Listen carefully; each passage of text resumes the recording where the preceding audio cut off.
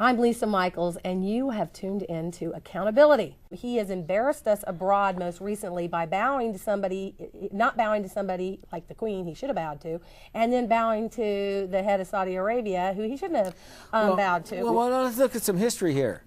We have a man, arguably, who is perhaps a Kenyan citizen. Oh, yeah, I think he's definitely Kenyan. It's a Muslim country, going to a Muslim king. He'd show us his birth certificate if he wasn't a Kenyan. He never will. And $2 million he's made a mistake, and Stephanopoulos, thank God for Stephanopoulos on one occasion, caught him when he said, out of whatever he said about his Muslim religion, and Stephanopoulos very wisely said, "Oh, didn't you mean Christian?" Oh, yeah, Christian. My Muslim that was on a Sunday morning talk show. It came right out very naturally. With the bowing issue, I mean, why should I mean, I'm not sure I'm following your reasoning. That you're upset that he bowed to the Saudi Arabian king, but not to the British one.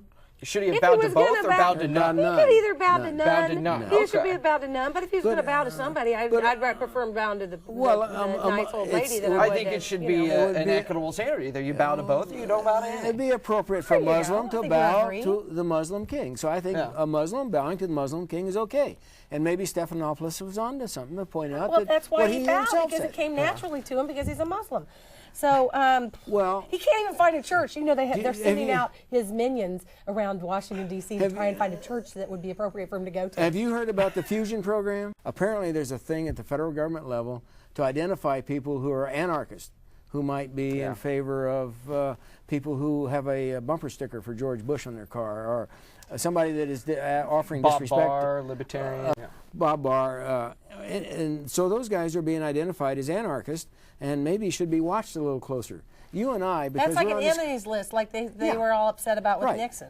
So because by virtue of us saying these things today, we may be watched a little closer. Well, you know, I think that's what America is founded on, is dissension and patriots, in a sense. Right. But and you know, anti-government anarchists, I don't consider them wrong. I consider their opinion valid in a lot of senses. I mean, if anything, most of us here are limited government, which I know anarchy is a little bit further than that.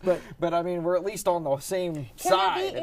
Can there be anarchy on the other side of the pendulum where they want everything to be government run? Yeah, I mean yeah. I mean, and I think America's kind of our Congress. Right? So let's we don't have minders here today, but let's mind what we're saying, because we may be on that fusion list, you know. Yeah, that's right. But come back to the estate tax, and I'd like to defer to Todd on this, but let me just prime Todd a little bit here, if I could. Excuse me. Go ahead. But the point is, where do assets go to their most reasonable and highest use? Okay. I heard about that in economics. And the fact is, when you give money to the government, it generally becomes some kind of waste. When you leave money with productive people, it becomes invested.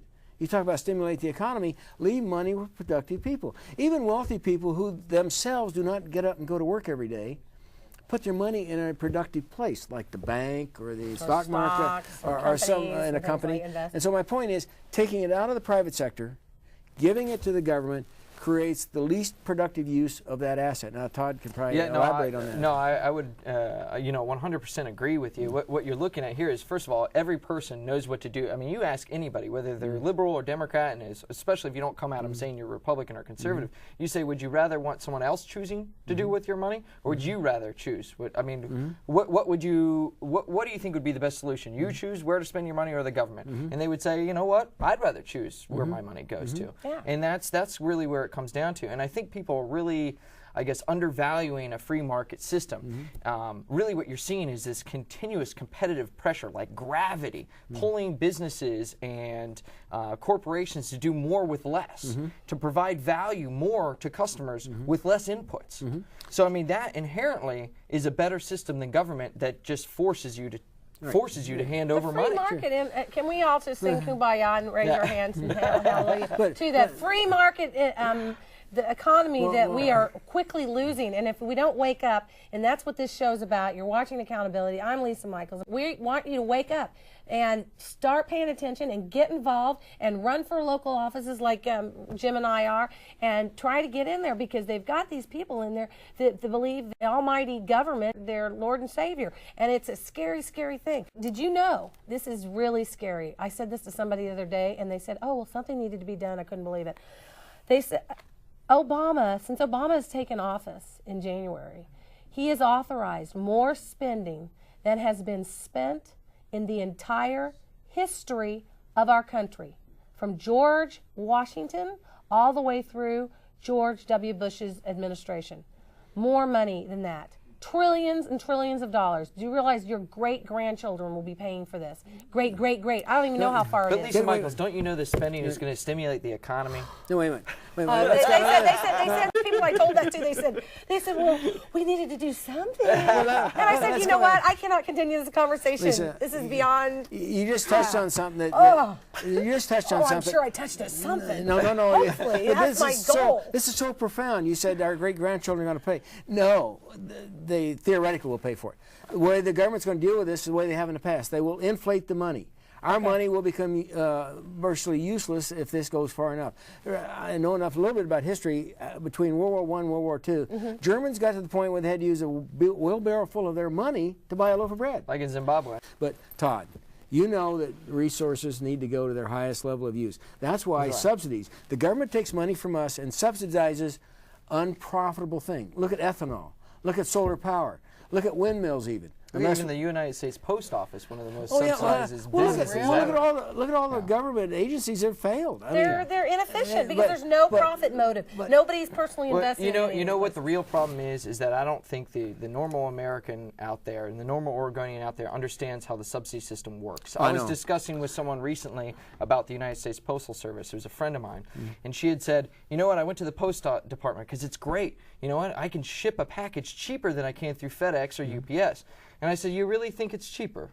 I said, do you really think it's cheaper? It's either government is forcing you, right, at his face with a gun to your face asking for money, or they're sneaking it out of your back pocket. Either way, you're paying for that service. Right. So technically what you're saying is that you're actually unaware and remain unaware that you're actually, that you're paying for something, you think you're paying for something cheaper, when really you're paying the full cost of it. Yeah. You're being tricked by government. Exactly. You're paying for a service, a business that can't competitively last in the market. And that's exactly what government does, is they create wasteful projects. One more thing about Obama. He can't bother to answer any questions, including a question about the safety and what they're going to be doing about trying to rescue this poor sailor. This poor captain out there and floating around with all these terrorists in that little dinghy boat. He can't bother to answer any questions off the cuff without consulting very closely with his teleprompter. So it's very concerning. There's somebody who's running the teleprompter. He's like a little puppet, whatever teleprompter tells me. And he looks at this teleprompter, and he looks at that one. Then somebody, the jig was up. They told him that everybody was publicizing how he can't speak off teleprompter, and he's always looking at 45 degrees. So then the next news conference, they put it in the very back of the room in the center, and he wasn't nearly as charismatic as he was when he did that 45-degree angle thing. He did not have that going on.